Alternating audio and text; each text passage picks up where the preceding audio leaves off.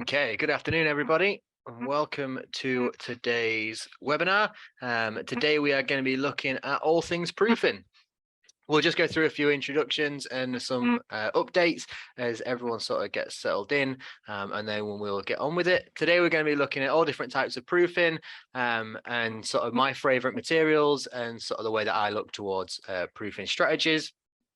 And we'll look at, I kind of picked out all the common ones that I thought we would come across, and we will look at them. It's great to see there's over 250 of you joining today so far.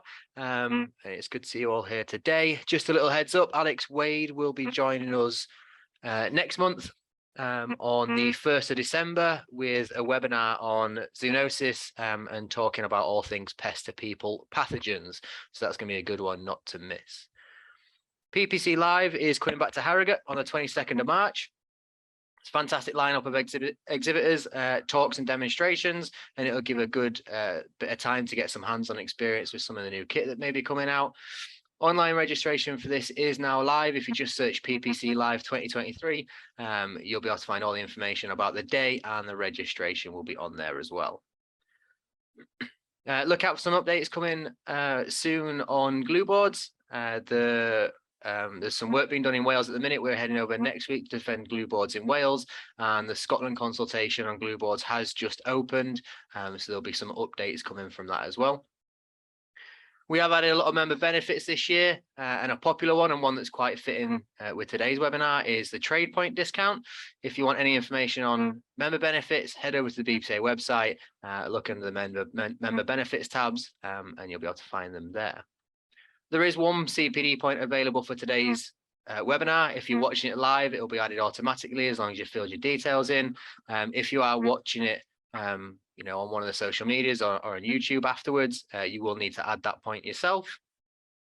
There is a chat section. It's good to see some of you using the chat section already. You can use that to talk amongst yourself. Also, if you have any technical problems, put it in the chat section and the team in the background may be able to help you with that. It's normally just a case of logging out, logging back in, and that tends to fix it, but any problems, stick it in there. There is a Q&A section, so we will, if we've got time at the end, do some Q&As. So if you've got any questions around proofing work and things like that, drop them in there, and we shall do them.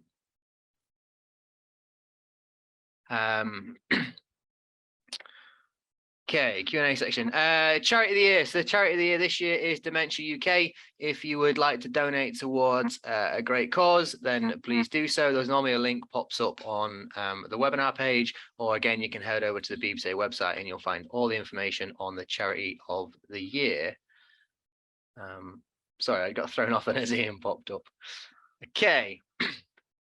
So proofing then. Let me share this.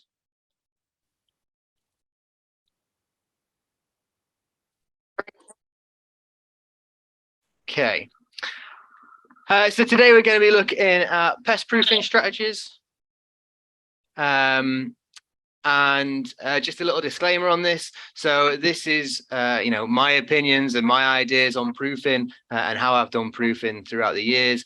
You may do something completely different or may go about it in a different way. I think as long as everyone reaches the same end goal and we're achieving a common goal with the proofing, we just have a slightly different approach. That is also fine. Like I say, this is just what I've done over the years, and a lot of the photos in this are from things that I've, picked up in my time in pest control. Just a little bit about my background. Before I worked in pest control, I actually did 7 years as a time served joiner. So some of the jobs that maybe the larger jobs, I kind of gained them skills to be able to do them jobs from a previous job that I did. Said job a lot then.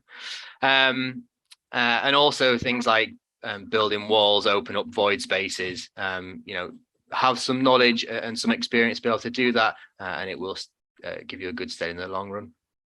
If you're newer to this kind of work or haven't done much proofing work previously, there are lots of places you can find courses and to gain a bit more knowledge and a bit more hands-on experience. And a good one that I always found was quite useful for people is things like night schools at colleges. Lots of local colleges will put on night schools. So if you want any sort of specific hands-on experience with sort of building work, You can gain that experience through them sort of courses. And it also gives you a good insight into things like tools. So tools can be quite expensive to purchase. If you go on a course like that, they will, give you an idea on what tools will be helpful and what tools that you sort of get on with as well, because everyone will have their own preference. So yeah, this is proofing. Okay, so today what we're going to be looking at, we've got a bit of insect and rodent proofing. We could talk about proofing all day, so I tried to keep it to two main subjects and then pick the common ones out of them too. We will discuss a bit about inspection techniques as we go through the day, and then we'll look at entry points, both domestic and commercial, and sort of solutions that we can put in place for them entry points as well. Okay, so fly screens. Fly screens, they come in various types, shapes and sizes. You can get solid mesh screens, things like PVC strips, and even chain screens, which are like the sort of more common ones are the screen ones. I've always liked the solid screens. So this is normally a sort of door type that has a mesh panel top and bottom. You can get them in various different colors. And I like them because it not only stopped insects getting in, but it would also stop rodents getting in as well, because it created a solid door. And they normally have like a brush strip around the edges to give a good seal. It will prevent rodents getting in as well. Now, these types of doors can be fitted to things like fire doors, security doors, and even them sort of Georgian windows with a little bar that opens up the window. You can get fly screens that will fit around them as well. They just have like a little cutout to be able to use the window. So they do them in lots of different varieties, shapes and sizes. You can get them in different colors, and they also come in different mesh sizes. So if you're in an area where they have maybe a high population of midges, they will use a smaller size mesh within them, and you can just spec which size mesh you want to use. I mentioned about PVC strip curtains. Now, this is another common one. They're very hard wearing. And you normally see these in sort of large goods doors. So like doors into loading bays and things like that will have these sort of PVC strip curtains. And you'll see them in smaller doors like that photo on the right. It's a simple hook system. So it's a bar that screws onto the top of the door, and then these panels just hook into it. Makes it really easy to service them and change any parts if you need to. And they do a very effective job at stopping flies getting into the property. So that's a bit on screens. Okay, we do have a poll on this, which should pop up. Cool. Drop your answers in, see which one you prefer, and we will have a look.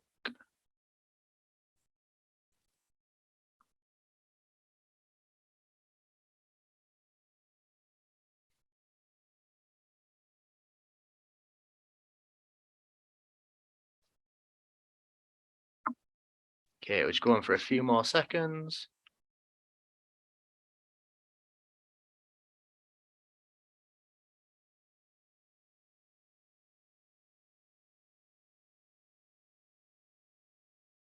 Okay, let's stop that there. If we share the results, so that's quite interesting. 82% of outside of 203 participant, 82% preferred the solid screens as well. Excellent. That's good to see.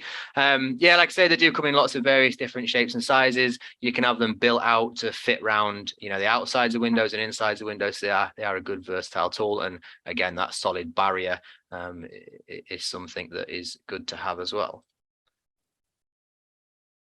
Okay, hopefully I can get rid of that. Good. Excellent. So EFKs, two main types of EFK units that you'll find, mainly killing grids and sticky board units. Again, they'll come in various different shapes and sizes. These are just some that I'd seen in my travels. And you can also get these sort of decorative units. So they don't look like an EFK, that go into more public areas where people may see them. Now, commonly sticky board units are going to be used in food production areas. This obviously prevents the flies from coming back out of the unit and maybe contaminating some food sources that are nearby. So it keeps them in there. But, sticky board units are not so good in maybe a dusty environment. So I used to look after a potato factory, and we couldn't use sticky board units in there just because they'd clog up with that dust from the soil. You've got these killing grid type units. Again, they'll work in most places, and they're very good with areas of high levels of fly activity, just because they can contain a lot more. You need to empty them out a little bit less for them high level activity areas. We used to use these quite successfully especially in void spaces. So we used to have a hospital that had a real bad cluster fly issue, and we had a couple of these units up in a service duct where we used to have this problem with cluster flies, and they worked really well in there. You can, for some units, get extra large catch trays, which again, in that sort of environment where it's only going to be really used a couple of times a year when the cluster flies come in, or potentially when they're leaving again, that large catch tray just helps with the servicing of the unit. Just be careful if you are speccing anything in a void space that you get the right unit, because there can be a fire risk with these, and you do that risk assessment when you fit them. So EFKs are normally either mounted to the wall directly, or they can be hung off a chain. Some units have both abilities. Ideally, fit them 90 degrees to a light source. So if you've got a light source in front of your window, you'd fit them to either the left wall or the right side. That way it's 90 degrees to the light source, and try and fit them away from drafts. So if you fit them next to a door, you open the door, you could just blow the flies past it and miss the unit altogether. So just be mindful of that. Make sure that you fit them where they're serviceable, so you can take the sticky boards out of the units, or you can get the catch trays off them, and normally fit them around head height. It's very common that when you go in a place, flies are normally flying around your head, and so putting them at that height tends to work at best. But know the units that you've got, and know how to fit them and how they operate, and you should have no problems with EFKs. Okay, fly bags. So these fly bags, you basically hang them up. The brackets that are in this picture, the brackets that you would use for a hanging basket, it's worthwhile fitting them if you're going to have a site where you're going to use fly bags year in, year out. So it is a good way of, regularly being able to hang them on there. Normally these come with an attractant and the bag, and you just add water, fill it up to the fill line, and then add the attractant into it. Place them 10 to 15 meters from a building. Again, the idea is that the flies are attracted into these. If you put them right up against the back door of a building, you could just be attracting flies to that building. They will work until they're normally full. They'll either have a fill line on them, or they just become too full. And they do require a little bit of sunlight to warm them up to make that attractant start working. So these are a really useful tool in certain situations. A little bit of a cautionary tale on these. I had a colleague previously that went to fit some, and I always recommend, if you fit one, make one up, fit it, and then go and make the next one up. This colleague of mine made a couple up, and as he was walking to the site, managed to tip one down himself, and they do smell a bit like rotting fish, and yeah, not a pleasant smell on that one. That's fly bag. Fly bags. Okay, wasp pots. Kind of a similar thing. It's a pot with an attractant in it that you hang up. The main difference with these is they normally have a specific, or a more specific, with where you would fit them. So you normally fit them downwind of the problem area. And this is because the wasp will fly into that wind to find the food source. Now, the prevailing wind in the UK commonly is from the west-southwest sort of direction. So you'd fit these on the sort of northeast side of a property, or that east side of the property.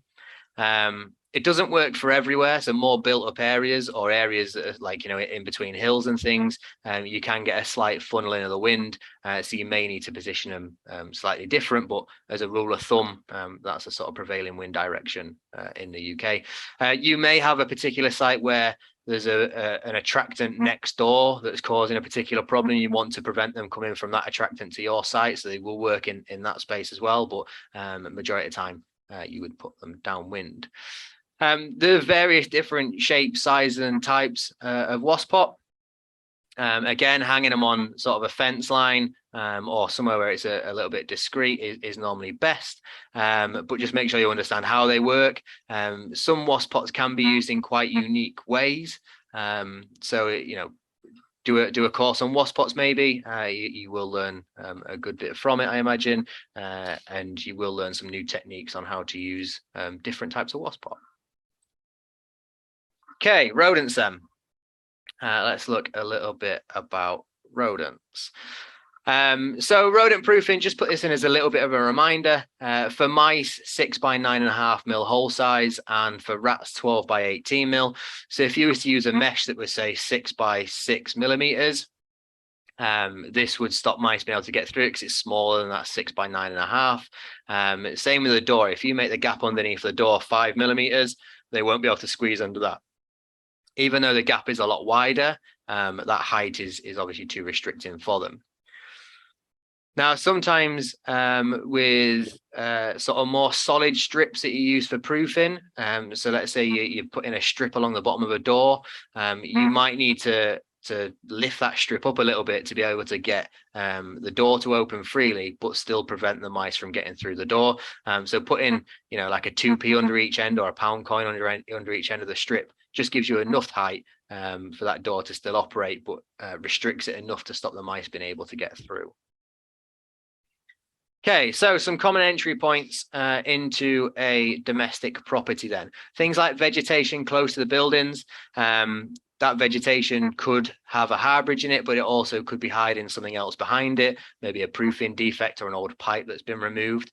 Gaps in the brickwork, this is quite common. It kind of links in with weep holes. You tend to find weep holes on more new builds, and they're placed around the damp proof course, and it allows moisture to come out. You normally get them around the tops of windows as well, just to allow any moisture in the walls to come out. But them gaps, you know, mice could get through them, and I have in the past seen mice actually feeding inside, and there's been drop-ins and little bits of food inside them gaps, so look out for them as well. Connecting buildings is quite a big one.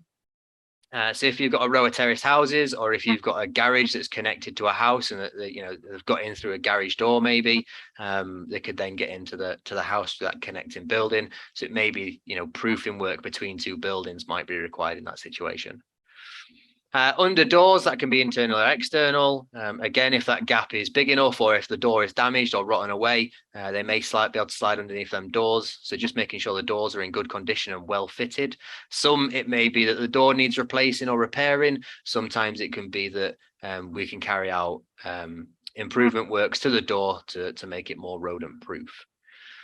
Air bricks, again, this is quite common in newer properties where they've used like a plastic air brick. It used to be made of pot. Now they've moved over to more plastic materials, and these plastic air bricks, you know, you can get rodents who can chew through them quite quickly, and you may need to put a cover over them, and I will talk about that a little bit more shortly. And then pipes. This can be the pipes around a property or gas and electric pipes into a property. Pipes create almost a natural highway for rodents around a building. When they fit pipes, they normally drill a decent sized hole, normally a 50 mil hole, through the joist, and then they'll feed all the pipes through it, or they'll cut a slot out the top of the joist to fit the pipes in. Them gaps create perfect highways for rodents to get around. And this is why when you go into properties, you normally see drop-ins in the kitchen, in places where like the boiler is. So if the boiler's upstairs, maybe you'll see drop-ins in that boiler room as well. So yeah, looking out for pipes. I've had a number of properties previously where the mice had actually been coming out in people's bedrooms because the gaps around the radiator pipes was big enough for them to squeeze through. So look out for them. Okay, commercial properties then. Very similar with some of them. I tried to pick out some that were maybe slightly different. There is obviously overlap with both, but building cladding is a big one. So if it's got a steel clad building, or if it's a building that's been clad to freshen up its appearance, this can obviously be a problem if the cladding has not been finished properly. And I've got a little bit of a story on that coming. Under floor voids, this is normally if it's a floating floor or if the floor has an expansion joint in it, you can get under floor voids, you can get rodents in under floor voids, and they can come up through these expansion gaps.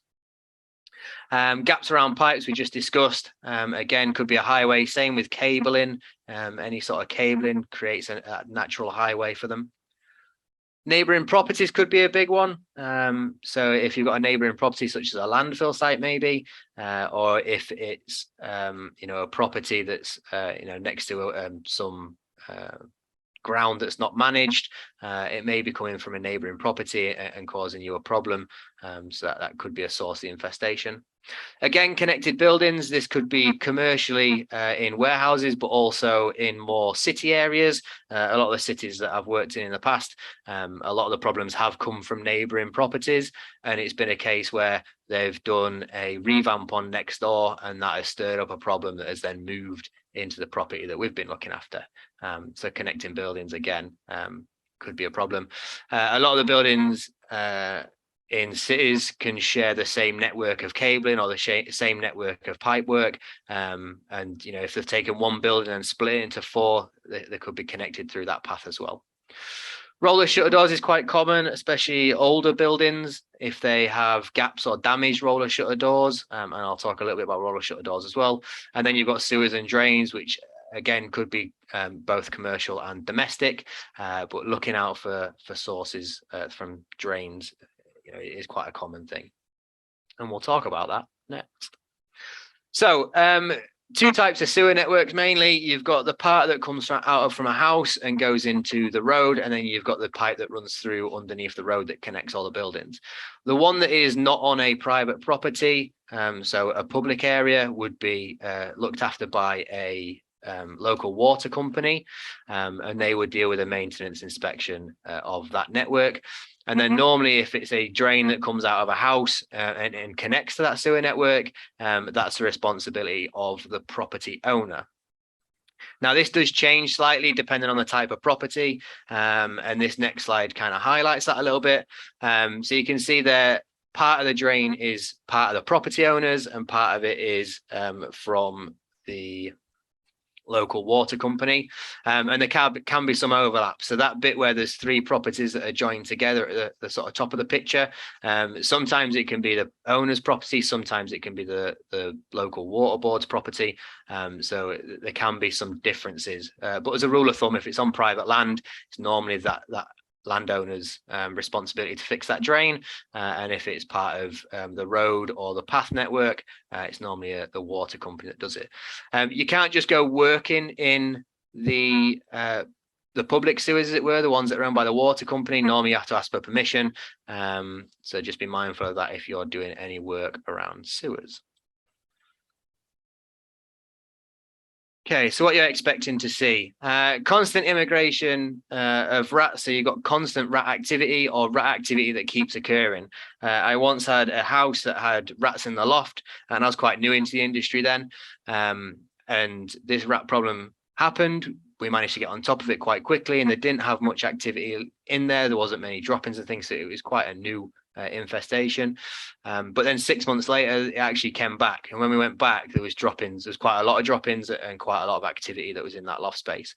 So this is a good indication that we had solved it, but it had come back quite quickly afterwards. And there was a lot more of them the second time. That led to a bit of investigating, and it turned out they'd actually had an extension. So building extensions, if anyone's had any building work done when you go to the property, normally you can see in the wall where the old soil pipe was. So if it's been moved, you'll be able to see it above where the extension has been if it's just a single story extension.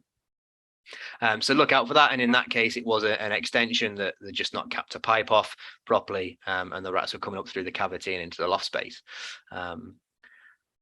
If they've moved the drainage network, so if they're doing repairs or if they're removing drainage networks, that could cause a problem. Sometimes they will build a new drainage network alongside an old one, and then the old one might not get capped off properly, or there may be a breach in that as to why they've replaced it in the first place. So look out for any sort of moved network systems. Unsuitable building materials. I've got a good picture coming up shortly of a drain that had been fitted in with unsuitable building materials, which then led to a problem with rats coming out of that drainage network. And any sort of subsidence. So if you look at the drains around the outside of a house, if there's any sort of subsidence within them drains, you know, the drain cover's falling away, or the pot where the downspout goes into it is sinking, it could be that water's just washing the soil from underneath it, or it could be that rodents have actually gone underneath there and burrowed the soil out, and then that pipe is then dropped. So looking out for that sort of subsidence. Sometimes it's quite obvious. You can go and look at a drain and someone's put a fresh piece of concrete on. It kind of gives you a bit of a telltale as to what's going on. But yeah, just be observant. Normally with drains, take a step back and look at the bigger picture, and it may come apparent as to where the problem is actually coming from. Okay, so inspecting drains then. How do we inspect drains? Commonly, or most common, I should say, cameras are used to inspect drains. Sometimes this work is subcontracted out, but more and more companies are investing in the equipment and the knowledge and carrying out that work themselves. It is a good string to the bow, as it were. Dyes are sometimes used, especially on pipe network that is broken, or if it's difficult to access with a camera, you can use dyes. And as you can see in that bottom left-hand picture, the dye is actually coming out between the two pipes, but also from underneath that pipe on the left. So that would indicate the pipe on the right somewhere has a split in it, or there's a breach in that network, and then the water has flushed out from underneath it, or rodents have dug out of it, and that has created that breach in the pipe as well. So dyes, a good tool, but just make sure you know how you're using them when you use them. Smoke testing is the other one. It's not so common these days. It is quite labor intensive. You normally have to block the pipe network off from the mains, and have to block things like vent stacks off. It can be quite efficient at finding breaches in pipes, especially if you've got like a long section of, if you block a pipe off, one section of it, and you run a smoke through, you can see where the smoke is then coming up. Commonly, it's either round the manhole lid, it's coming up through the side of the manhole lid where the pipe connects to the manhole, or there'll be a breach somewhere in the pipe, and you'll see the smoke coming out of the ground. Like halfway down the pipe, say, where it's coming out from a burrow where the rats have come out from as well. If you do subcontract this sort of work out, just be specific on what you are looking for. I've had it in the past where a bit of miscommunication, and they've been looking for a blocked pipe when we've actually been looking for either a damaged or a breached pipe. So just be mindful that when you speak to these companies, that you say, we're looking for a breach in the pipe, to try and find out where rodents are coming from. So just be specific on that. Okay, so this is a good example of a drain issue, and one that I found quite commonly when it was more domestic properties that had a rodent issue, that we believe coming from the drains.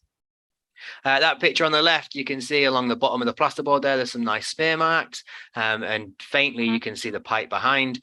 Luckily, I had a picture of the inside of this, and when you look inside, you can see the top of an old 4-inch pipe. Now, this is probably from a toilet that's been removed in the past, and the pipe then has not been capped off. And this is quite simple, to put a bung over it, and you can get bungs in various different shapes and styles. Just make sure whatever you fit in is secure, and then it can't come out. If you are doing any work in a drainage network on someone's property, always be mindful that whatever you put in that drain, whether if it's to seal off a pipe like this, it may be something that could cause a problem in the future. So if it's not fitted properly, it might fall or become dislodged, and then that could cause a blockage in the future. So whatever you put into it, just make sure that it is fitted. It's the right product and it's fitted correctly in there. Okay, so commonly with drains, to fix them, you need to expose the drain, carry out the repair work. This is obviously quite labor intensive, and will require the area to be reinstated back into its original condition. It can be quite tricky, especially with internal drains, even more so if it's an internal drain that's under, say, a tiled floor, because getting tiles up in one piece can be quite difficult. In some cases, they'll fit a new liner. So that bottom right-hand picture, you can see the liner that's been put in. And this is normally a soft liner that goes through. It's a bit like if you put your hand inside a sock and then pull the sock inside out from the inside, it kind of comes out in that fashion. It goes in as a semi-soft material, so you can mold it into the shape of the sewer network. And then when they cut the ends off, it dries over a period of time into a new pipe. So that creates this new liner inside. I mentioned you can get plugs and bungs that can fit into drains. And these will come in various different shapes and sizes. if you go into things like PPC Live, or if you attend any sort of drainage courses, you can get a bit of a feel on the different types. There's some that are inflatable, some that are more mechanical fittings, and you can find out which ones that you prefer to use, as it were. The orange one in that bottom left-hand picture, they're more towards sort of the emergency side of it. So if you need to put a bung in quickly while you do something, and then replace it with a more permanent one. And the more permanent ones are more like a brass disc, or two brass discs, I should say, that has like a rubber seal in the middle. And then when you compress the brass plates together, it pushes that rubber seal out and then seals up the pipe network. Okay, I mentioned earlier that there was a manhole cover, and you can see in the bottom of there, you can see the pipes coming from the properties. That was the old, the fairly new manhole that was put in, and then the cover was put on top. I've never been a big fan of expanding foam. It can be backed with things like wire wool, but sometimes the foam can just push that out on the inside of the proofing, and I tend to think it looks a little bit messy. It's also very easy for rodents to chew through, and in the past I've often found that where expanding foam has been used, mice have actually got in and created nests within that expanding foam once they've hollowed it out. So it can be a bit of a provider of harborage as well. These are sort of common places you can find it: holes in walls where things have been replaced and it's been a quick fix, or if they've spec'd something incorrectly, like this manhole doesn't look like it fits, so they've just sealed that gap up. That's commonly where you'll find it. If you plan on replacing expanding foam, so if you plan on proofing it, so removing it and proofing it, you've got sort of two options. You can either dig out the foam completely to see what's in there, and then seal over that hole with a metal plate to stop anything being able to get through, or you can fill it with sand and cement if it's a brick or block type wall.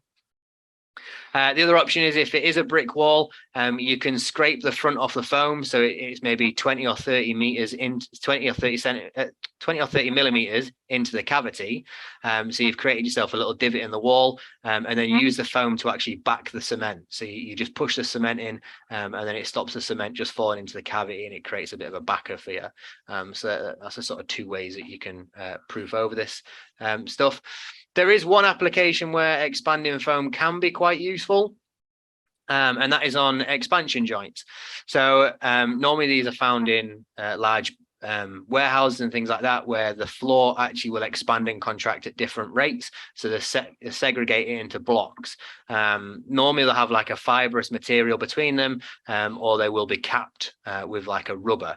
If you go to a building where this isn't capped and it's just an open void, and you've got rodents coming from that void, it may be worthwhile running some foam down it. And then when you're carrying out your work within that building, you can see where they're coming up from, and it makes it really quick to inspect that gap in the floor. You're basically just looking for where they've chewed through. You can then create some sort of funneling system. We used to use like a box that would, when they came out of the hole, there would be a trap right next to it, and the box would kind of force them to go onto the trap. So you kind of funnel them into that trap, or you can use it to put some localized control in that area, depending on the situation of the site. And then once you've achieved control, you basically scrape the foam back as long as it's below the surface of the expansion joint. That's fine. And then you can get a specialized rubber that is used to fill these. Sometimes it's a two-part that you can pour in.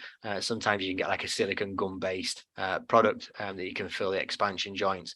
And again, that'll just seal that joint, and then it'll make it less likely to have a problem in the future. But if you do have a problem, you can then see where the rodents are coming through.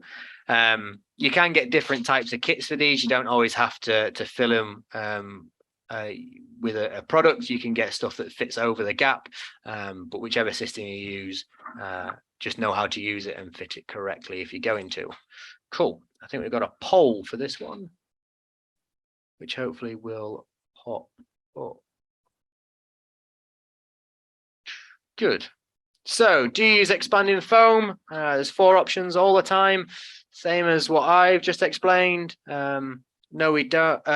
No, but it sounds a good idea, or no, it isn't a good idea. Oh, it's a bit more split, this one.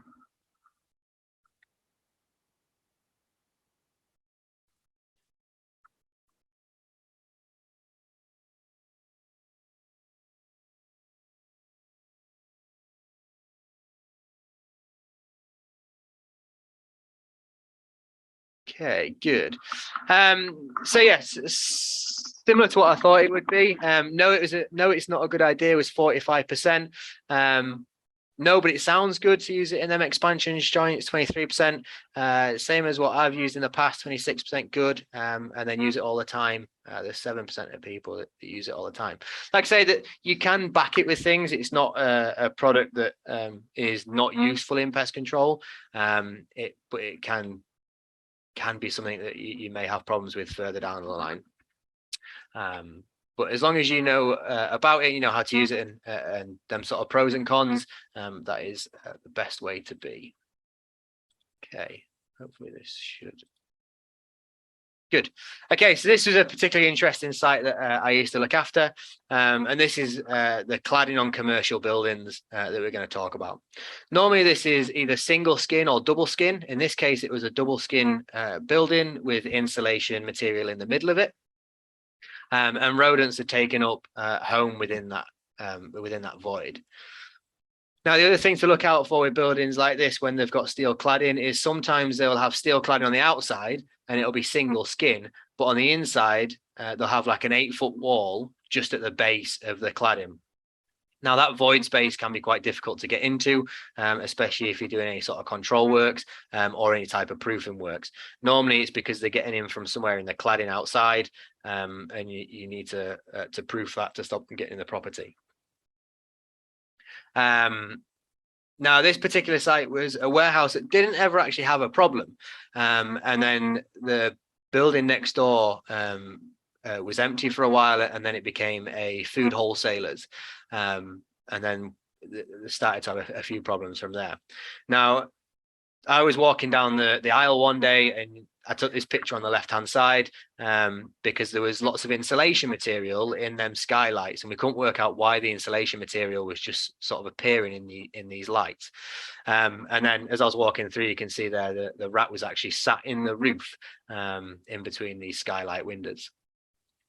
Now, this became a particular problem because they were in that void space. They'd chewed through quite a few of the cables that were in the wall, and there was drop-ins where the gaps in the metalwork was in the roof. There was drop-ins that were falling out of them and contaminating products below. So it was quite an important job that we did something with this. So this is what we ended up doing. Now, this cladding normally ends in two fashions. It either ends at floor height or it'll end partway up a wall. So you'll have like a block wall to start off with, and then you'll have cladding from there, or this will go straight to the floor, and I'll talk about both as we go through.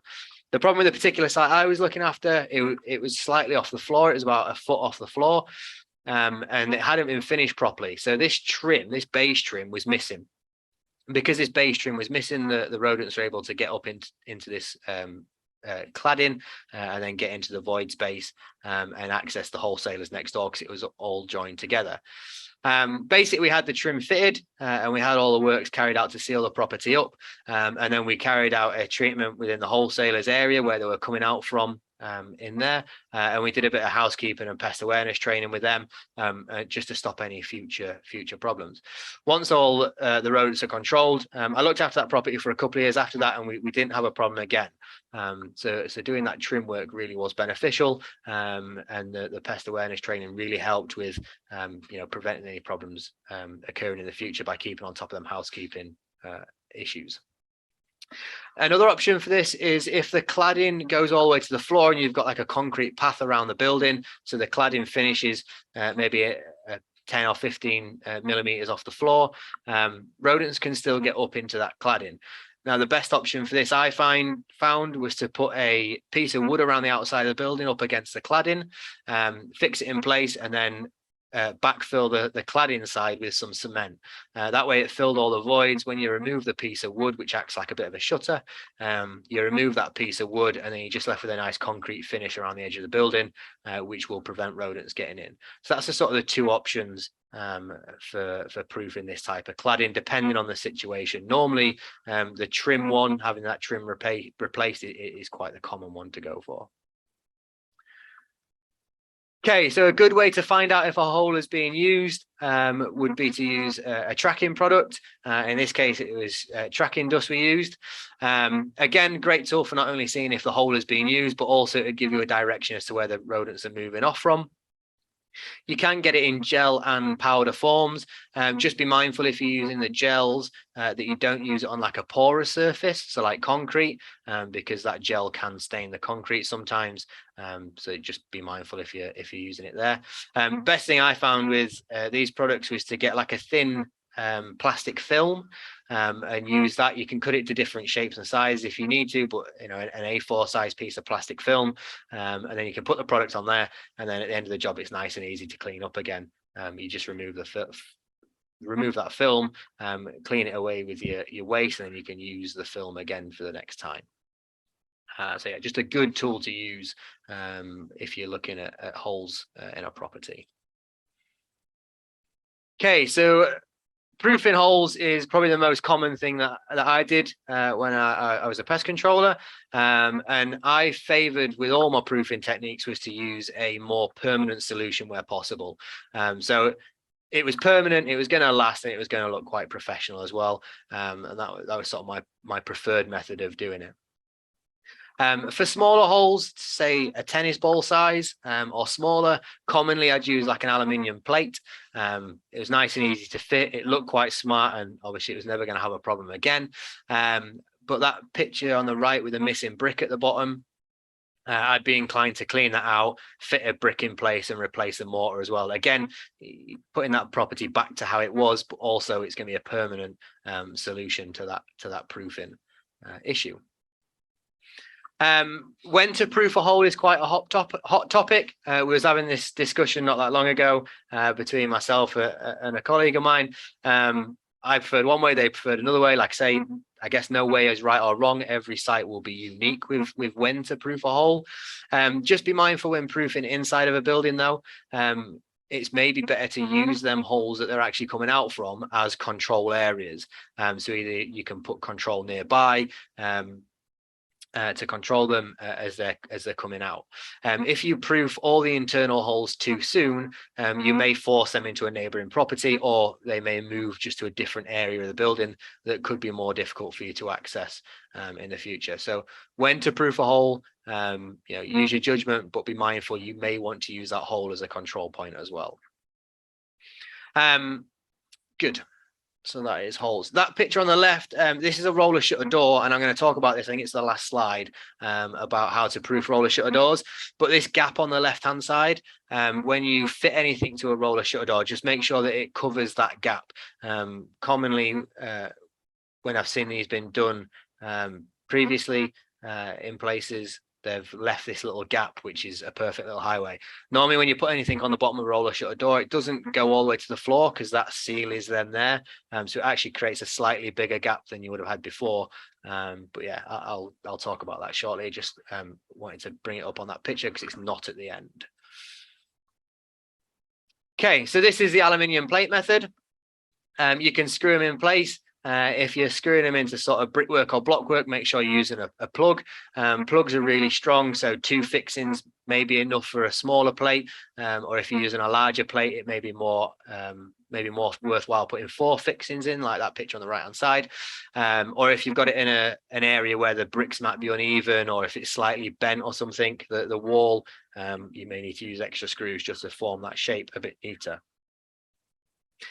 You can get metal plates that are already pre-cut in half, and they have a hole drilled on the inside of them, and they'll have a common hole size of maybe 15, 40, 50 and 100 mil, which is like the common pipe sizes you get in a property. And you can just put them plates either side of the hole, and it creates a nice seal, fix them in place. You can stick plates on if you want to. You can use like a silicone to stick them on. If I was going to go down that route of sticking them on, I'd use more of like a construction adhesive silicone, because it's designed more for sticking things, more permanently, as it were, and they tend to stay on if you use that adhesive silicone. Some things, I guess, not to do with metal plates.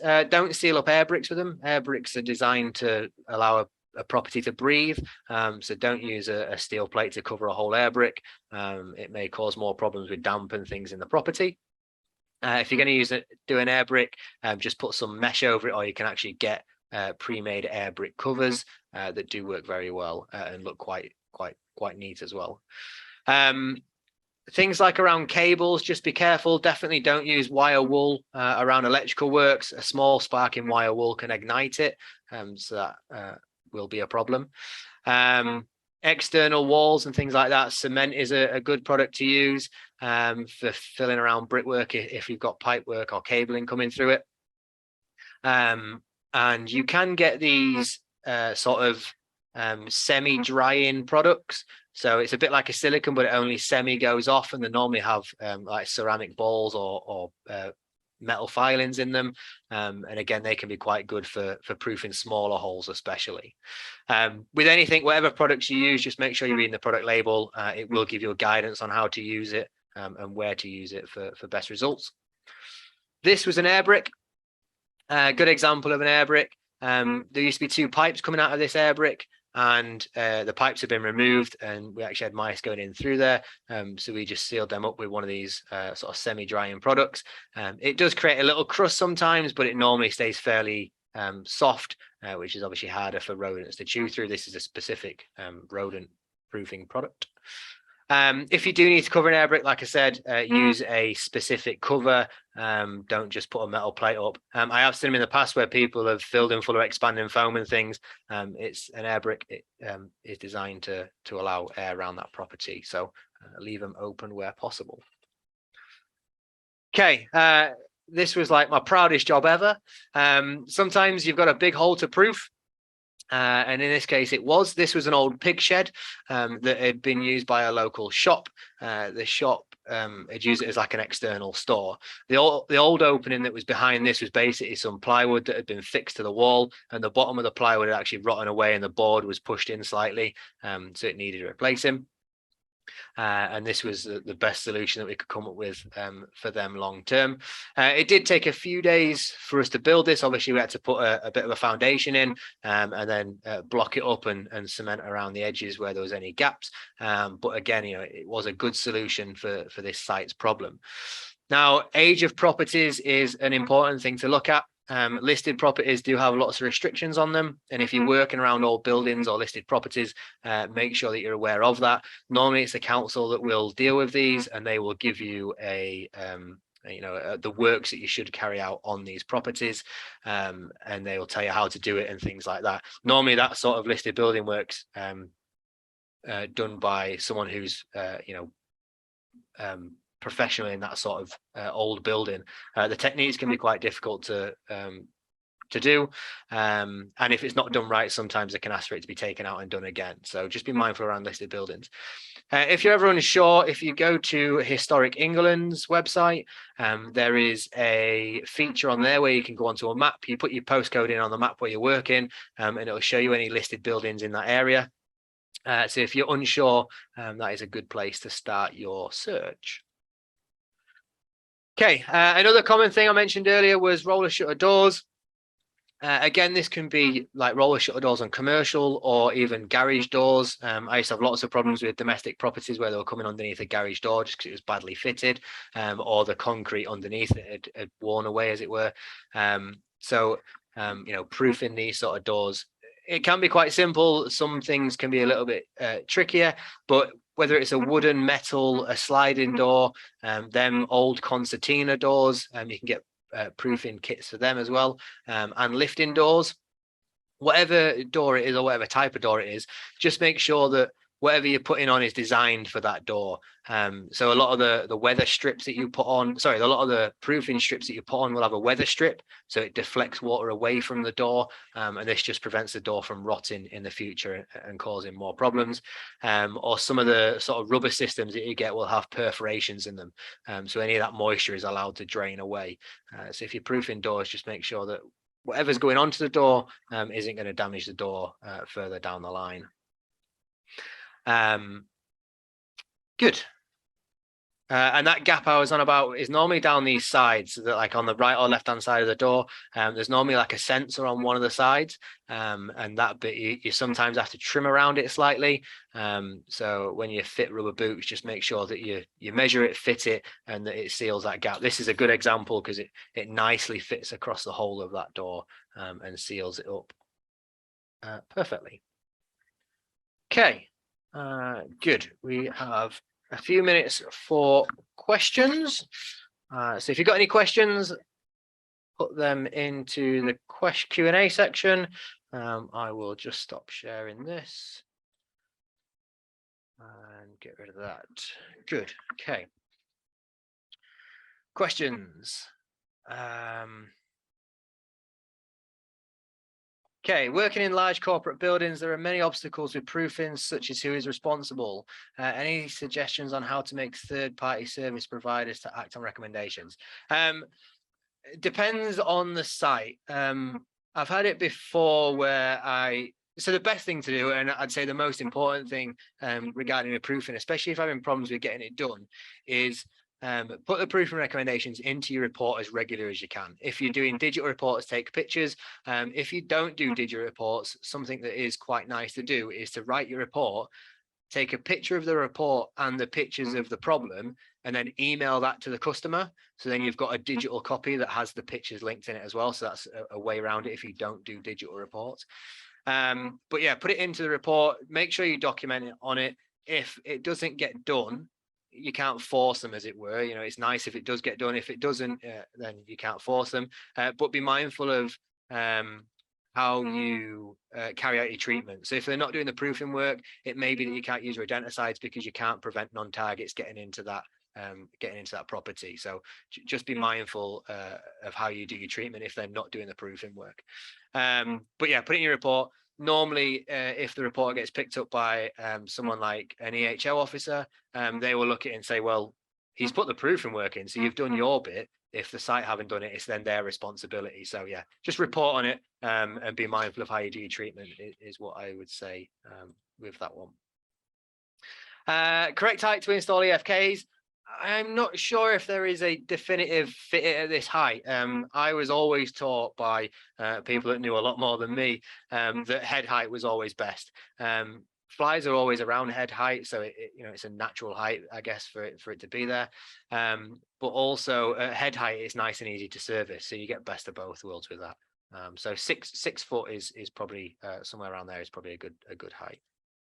But speak to your suppliers; they may be able to advise you better on that if there is a specific supplier you use for EFK units.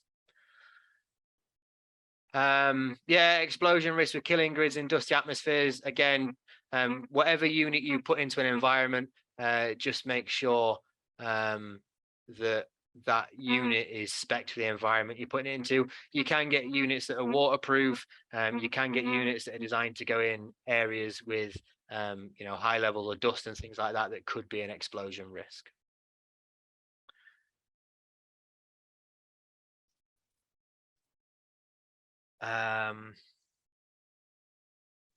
Yeah, no mention of rats getting onto tiles on roofs.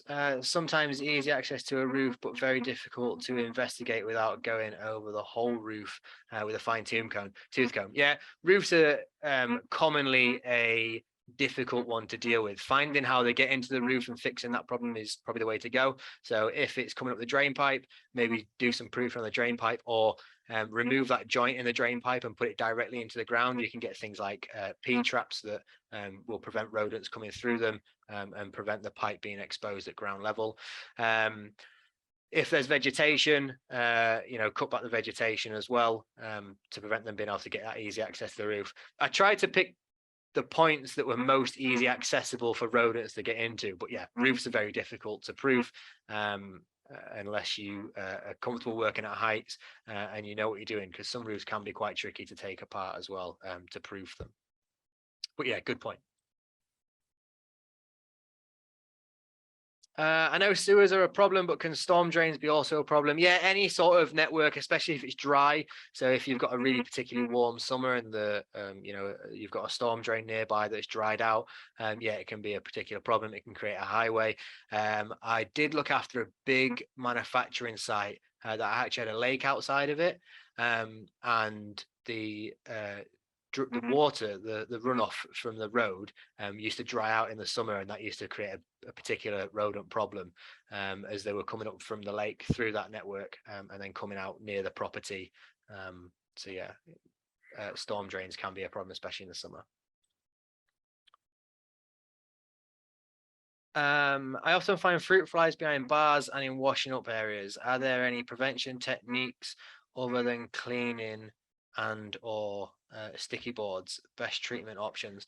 Best treatment option for fruit fly, hands down, would be to fix the problem. If you don't fix the problem, it's very rare you get rid of the problem. I did have a pub once that had a split Guinness line, and that was just leaking underneath the bar, and we couldn't fix the line for a little while. I say, 'cause it was under the bar. They had to take a big chunk of the bar out, and we couldn't keep on top of that problem.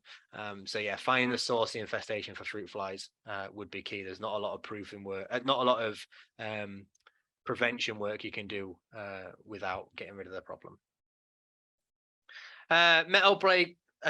Surely a metal plate on brickwork is temporary. It can be, depends on the customer, depends on where it is. Like I say, if you have got a sand and cement and you want to use that, that's fine.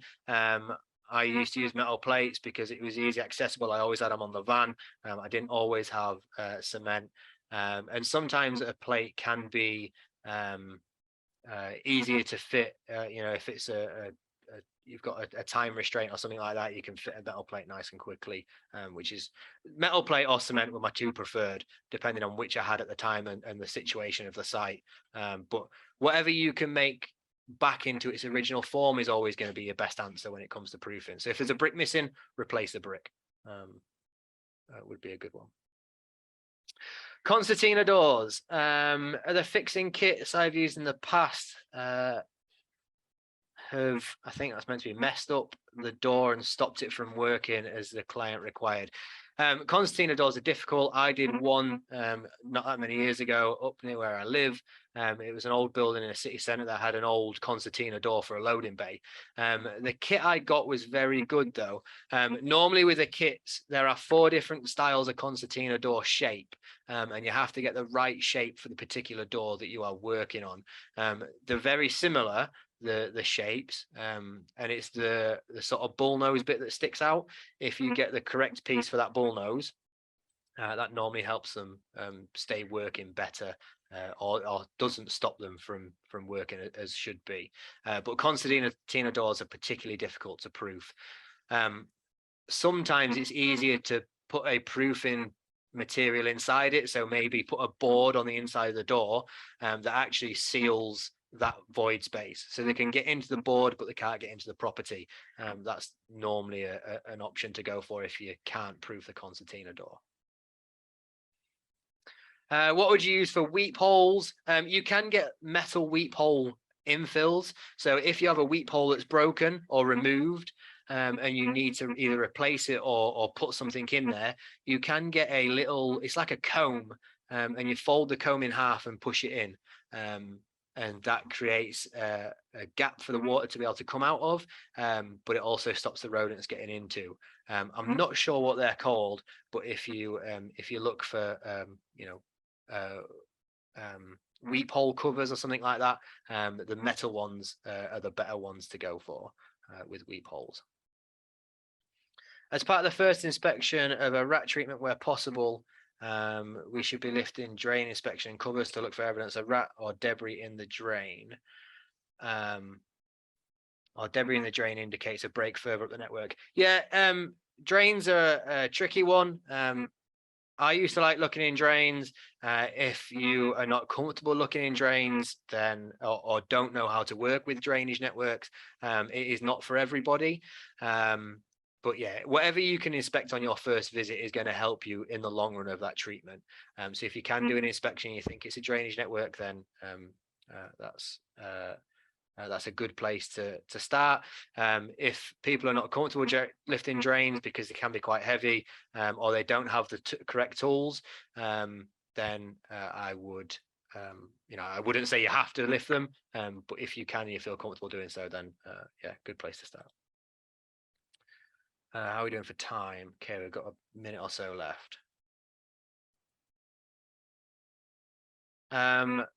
Okay, interesting one. Proofing wire in large vehicles where rats are gaining access and chewing the wires in the vehicles. If you can, try and create a area where the vehicles can go overnight to try and prevent it, so move it away from where the problem is. Preventing them getting into a vehicle is very difficult. I remember working at a car manufacturer site, and they just brought out a brand new car, which was like their latest electric car. Rats had got in and actually chewed the wiring network in that. So if they want to get in, it's very difficult to stop them.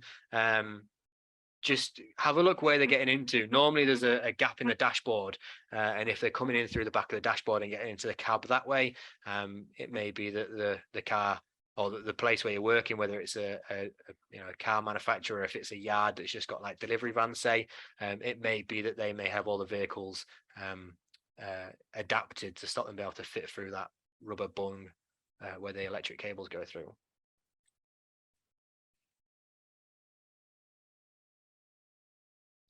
Okay, I'm gonna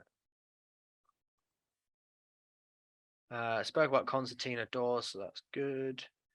Okay, should you proof before or after eradicating rodents? I'll answer this, and this will be the last one, because this is a subject that everyone has a different opinion on.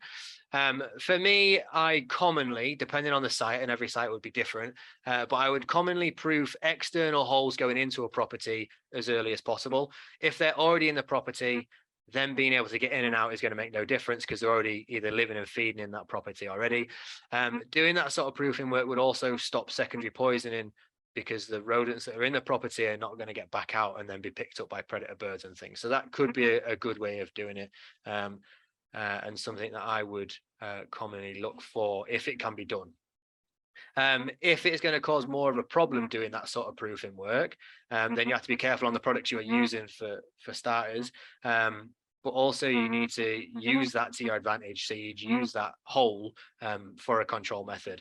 Funneling was always a big thing that I used to like doing. So a plastic box, either cut it so there's only the two sides and the back and the lid, so that the bottom and the front's open, and then you can slide that on, and then that stops them being able to get either side.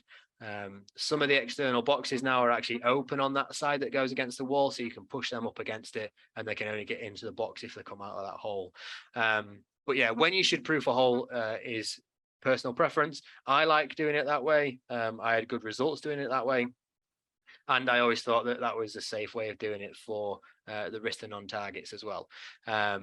Internally, commonly I would leave internal proofing until I've at least assessed where they're using, or I have controlled the problem. Because like I say, if you proof internal holes, you can just force rodents elsewhere in the property, and actually give yourself more of a problem than you started with, because where they're actually coming from, you've now moved them somewhere else. And I did have this in a warehouse where we did a bit of pest awareness training with a site to say, look out for these things, and these are the sort of holes that they'll be coming out from. And they actually went around and proofed all the holes that they were coming out from without us knowing in between visits. And then when we went back, the actual mouse problem had moved somewhere else in the building, which is in the canteen area. So it had gone from like a loading bay to a canteen, just because they proofed all the holes that they were actually using. So yeah. There's another one here. How is Natalie? Is she good? Yeah, Natalie is good. Thanks for saying that we're doing a great job. That's really appreciated. Natalie will be back shortly for a webinar. We've got Alex in December. I think Natalie's back in January. But yes, Natalie is good. Okay. That is it for me today. Thanks ever so much for joining us this year. Like I say, Alex is back on the 1st of December. If I don't see you beforehand, have a wonderful rest of the year, and we'll hopefully catch up with you all soon.